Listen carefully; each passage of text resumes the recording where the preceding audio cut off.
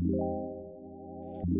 name is Prince Obeilo and welcome to Smart Farming Times online show episode 11, where we discuss topical issues within the agricultural sector in Botswana, especially modern farming practices and how they help modern day farming challenges.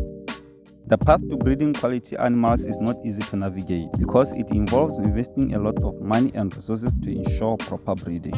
While most aspiring farmers and subsistence farmers are skeptical about spending a lot of money to buy high quality breeding animals, farmers like Carlos Motaung of Motaung-Dorpers in Mmatseta believe that it's not about the amount of money spent purchasing the animals, but about the return investment one will get from the offspring of that animal. This philosophy has once seen him buy a ram for 60,000 pula, another for 55,000 pula, and another one for 40,000 rands. While he has also bought an iwi for 33,000 pula and another one for 25,000 pula, to mention a few.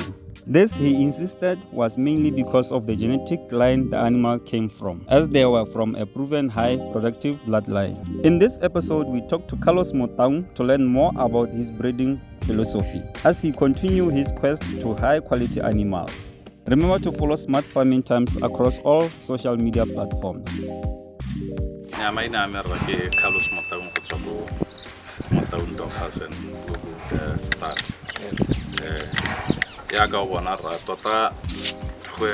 I started my farming project in 2021 December, around then, and let me say around August, September 2021. And when I started the project, because I was never born a farmer, I decided that I want to do farming in a way that is going to be profitable to me and my family. Not the type of farming whereby now I have to just pay Mudisa, pay this, and at the end of the day, when after 12 months I realize I've spent 30,000, but how I get back that 30,000 back into my pocket, I don't know. I don't even know how to recover that. And I said, the best way to do is let me find a profitable farming. What type of farming can be profitable to me in terms of breeding and this and that. Let me say, I started first with breeding dogs. Yes. And I can take a little breed ninja. If the organ ninja, what Marla wanna give breed again. Hazoriki, Kisuloseki Casijam, Posaseki Karingasone.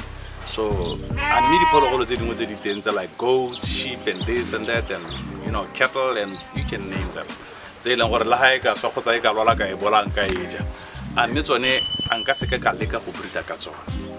when I started investigating and finding out what it can be so profitable at the same time, easy to manage. Then I fell in love with Dorper. So I started looking for Dorper, an ordinary person, because I a layman, let me put it that way. Layman, Facebook, when you start something, you'll come across serious challenges, especially when you start something that you don't even know. And I have to be honest, I was sold sheep in the name of Dorper. And because I knew what I wanted to do, I just could keep on it.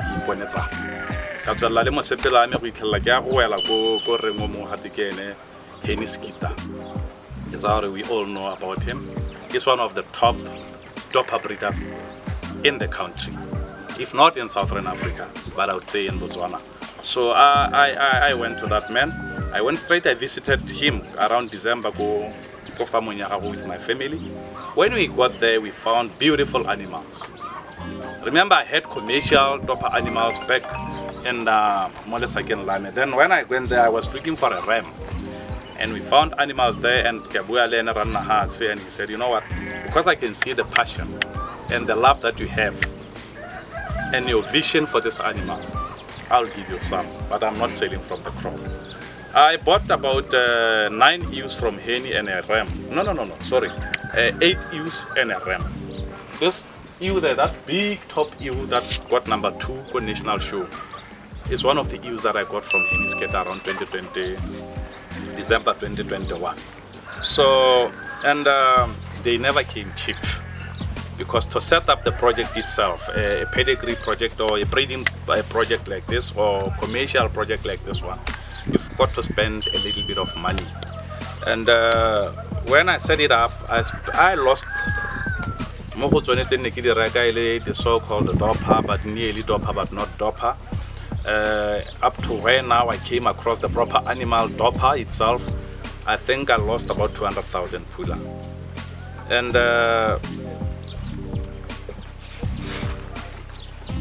to me, it was not about recovering the money, because when I met the animal, I first fell in love with it. You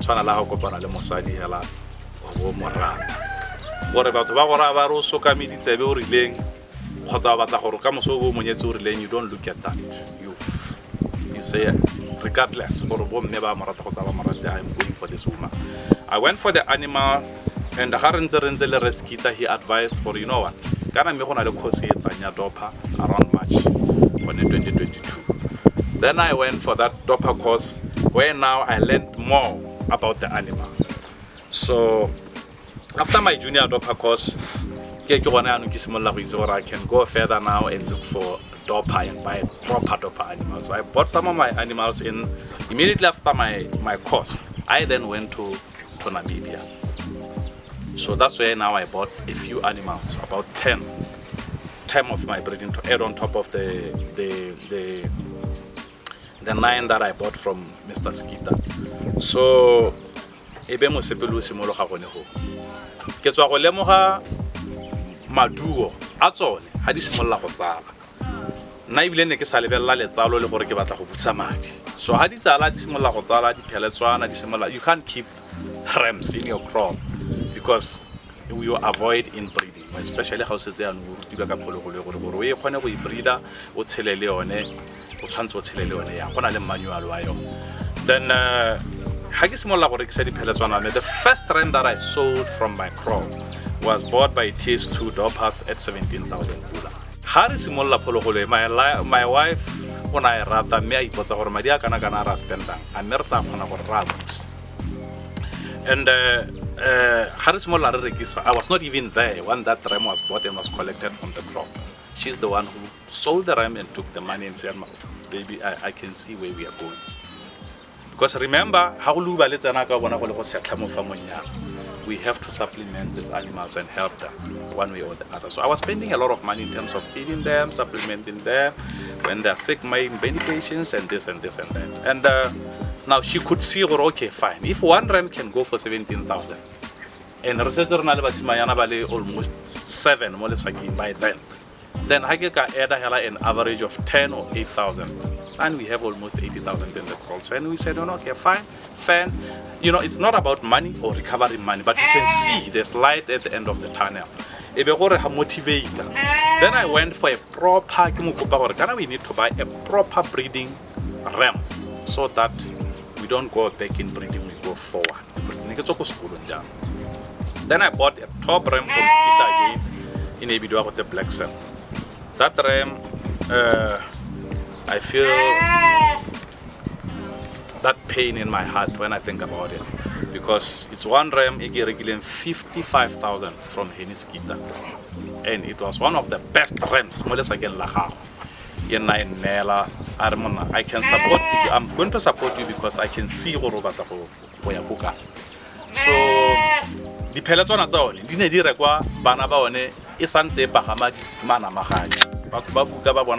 because I guess now Skita had to advertise me. No, this ram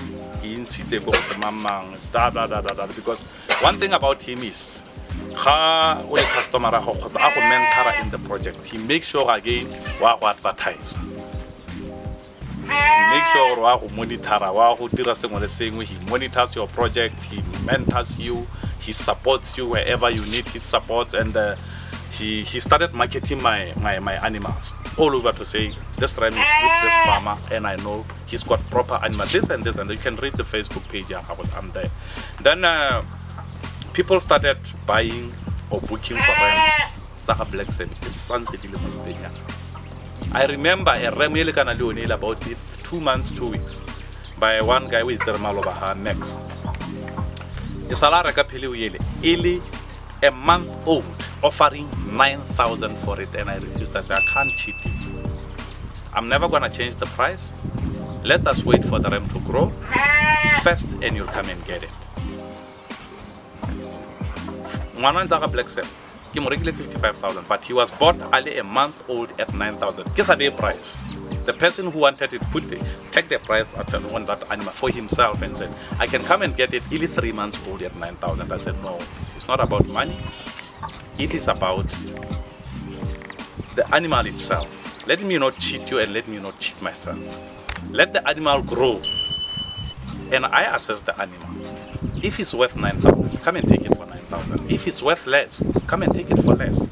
Because when I lead the breeding standards of Dorper, before you could price this animal, you check first what in your name was standard in customer.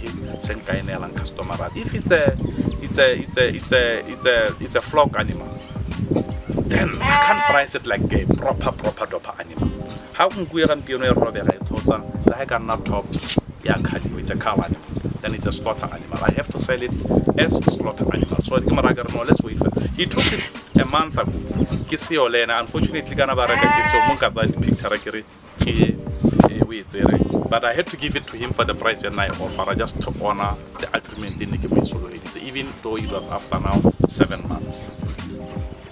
So Tota Helankara banana even in pedigree breeding, it's not about numbers, it's not having 100 animals. You can see if you count all these animals here, I've got about breeding ewes, I think I'm sitting at around 60 so, including Zedinyanya. If you include the rams, I'm sitting at around 70 animals. Farmway is more than 25 hectares. You can see the other side of the farm here, we're selling gravel there. Came together with my uncle and we partnered. He's into the gravel project, and once we are done with that gravel again, they will redirect the fish ponds at the back of the farm. So we're selling gravel at the back, and we are going to be planting and plowing some few vegetables and feed for my animals. We've got about 4 paddocks in the farm. This first paddock is there, the second paddock is that one, this is the third paddock, the fourth paddock, I think it's about 6 paddocks. The sixth paddock is that side. We use the paddocks to control our grazing, because even if you can just let them graze all over, you are going to have a problem, because like we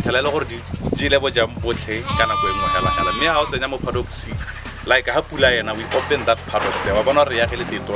We open that paddock so me har the graze ka di paddock by the time we are go paddock go paddock D dia go paddock C we tell abo jambo le botoka go sa gotlhe rather avoid erosion. After investing on your ewes, which is the females, let me put it in a simple language, in your ewes or your females, first you look at the type of females that you have in your crop, and you have to align them with a proper ram. For a more how the female is a medin say pele ke batla go dira eng, that is question number one. You ke batla go dira eng, ke correct the female is a medin le ka eng me ha ile go dile ka eng pele o ye ke ang go e reka e tshwantse go bankanya sone se se shorta mo di pele so that there's continuity and consistency in your breeding program. 2, again, how breeder ke khanya goreng o selecta aka one. I never breed with one ram.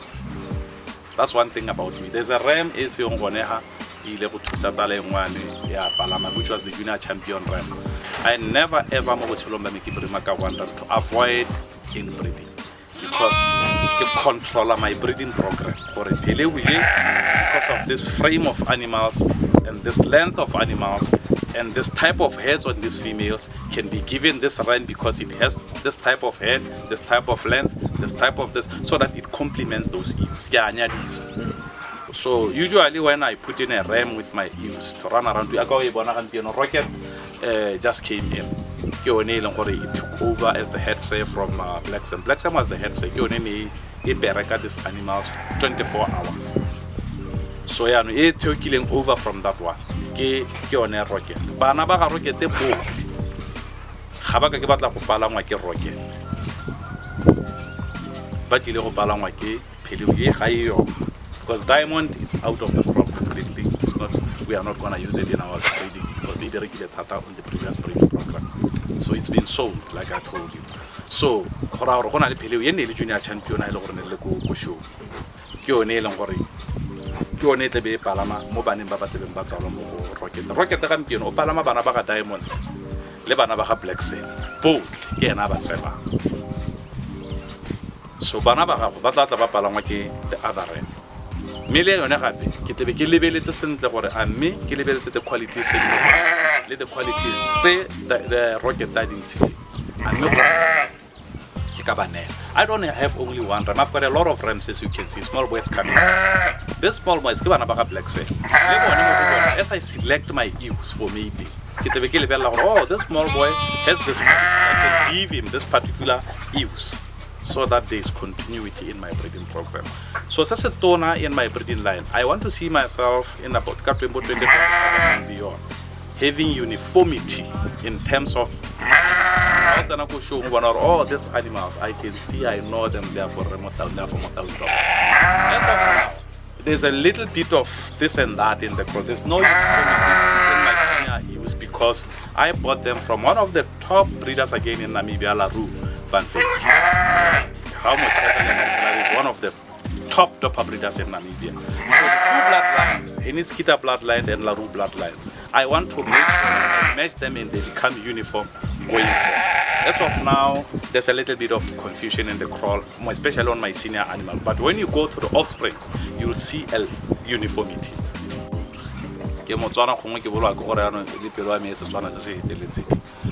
I only deal with phologolo ka mokento ga ke bona e lwala.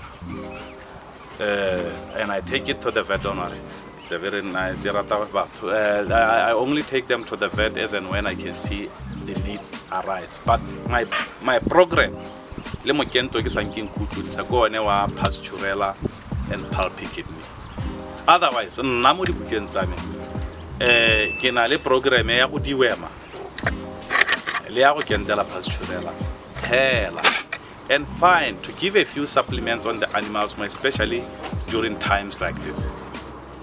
I'll give them ovimine, I'll give them a multimine just to support them, especially how most of my ewes they lamb twins. So I have to support them the necessary minerals in the toga. But as of Mokento Hela, program I one keep particularly and pasturela. From there I do my program at women. Hence this paddocks. The reason the paddock I make sure it is a paddock for a certain period of time. So that Hagidi Buseta Mudi Paddock would declare the Mayala Sulabole, again just the cycle of 7 days or 20 days Mayaba Sul. So paddocks again we use them to control our deworming program. So I have a deworming program and I have the pulpy kidney and pasturela program that I use on my animals. Otherwise I inject my animals as and when they need to be injected, like when they are sick. Last year we were hit hard by hard water because as you can see we are in a hard water area.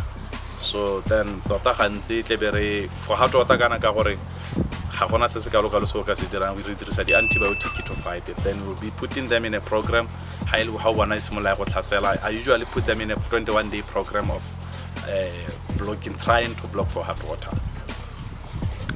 Yeah, that is 7 days. You inject them, and after 7 days, you give them long-acting Mmatseta. After another 14 days, another 21 days. From there, you know all our animals at least they've been boosted to fight against hot water. There's a lot of meat, Motaung, the carcass weight and the live weight and the carcass weight. You'll get your return on investment if you were to sell to butchers. Again, adaptation of the animal in very critical and harsh condition. It is very easy again. So if you go through the animal, it was bred to be bred by poor people like us who cannot be able to feed them. So how it can travel. It's and the little bit says it comes back and it's happy. So it's actually easy to manage it. In terms of diseases, the mortality in a dorper breeding program is low as compared to others. I've never bred other sheep. I've only bred Tswana, but I can only compare it to Tswana because I've bred it. I don't know about other breeds, but I can compare it with other breeds in terms of the carcass and the weight and the meat in the animals because it was bred for meat.